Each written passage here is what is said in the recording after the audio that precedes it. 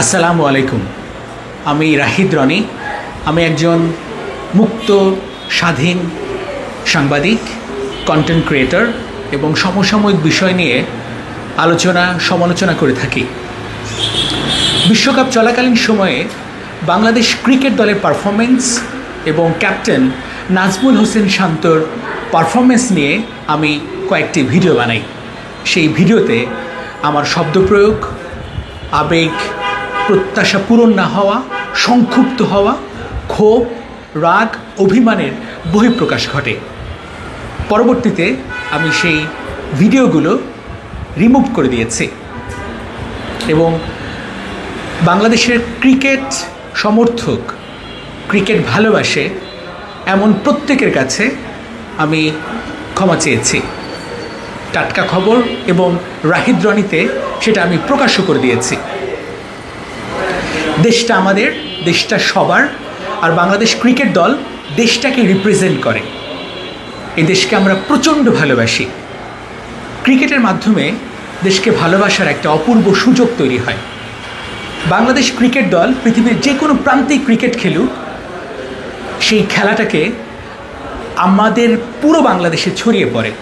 আনন্দের রেণু প্রত্যেকের মনে মনে, হৃদয়ে আন্দোলিত হয় এবং বিভিন্ন কারণে পারফরমেন্স বা প্রত্যাশা পূরণ না হলে আমরা অভিমান করি, রাগ করি।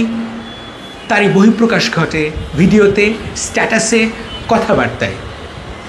মত প্রকাশের স্বাধীনতা, সাংবাদিকতার ইথিক্স সব কিছু বিবেচনা করে করা উচিত এবং ভবিষ্যতে আমি এই বিষয়ে ভীষণভাবে সতর্ক থাকব। কিন্তু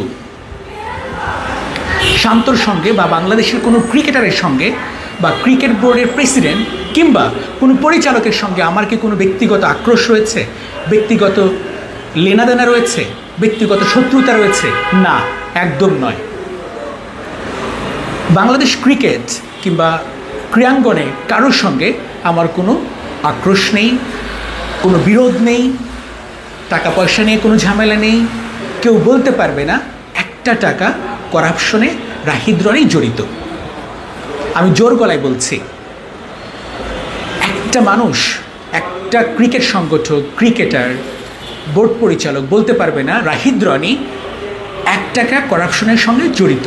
এই সৎ সাহস আমাকে কথা বলতে সাহস যোগায়। আমার যারা অসংখ্য ভালোবাসার মানুষ আছেন, ফেসবুকে, ইউটিউবে 1 মিলিয়নের বেশি যারা আমাকে ভালোবাসেন, তারা ছাড়া আমি একেবারে মূল্যহীন। তারা ছাড়া আমি আসলে কিছুই নই। আমার মনে হয়েছে তাদের কারো কারো মনে হয়তো আঘাত লেগেছে, কারো কারো হয়তো কষ্ট পেয়েছেন, আমার কাছ থেকে যা প্রত্যাশা করেননি সেটা হয়তো আমি করে ফেলেছি।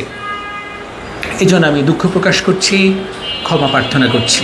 কিন্তু যারা, যেসব পেজ, যেসব ব্যক্তি আমার ভিডিও বিকৃতভাবে প্রচার করছে, টেম্পারিং করছে কিংবা কনটেক্সট ভুল দিয়ে প্রচার করছে, তাদের নিয়ে ভিডিও বানাচ্ছি এরপরে।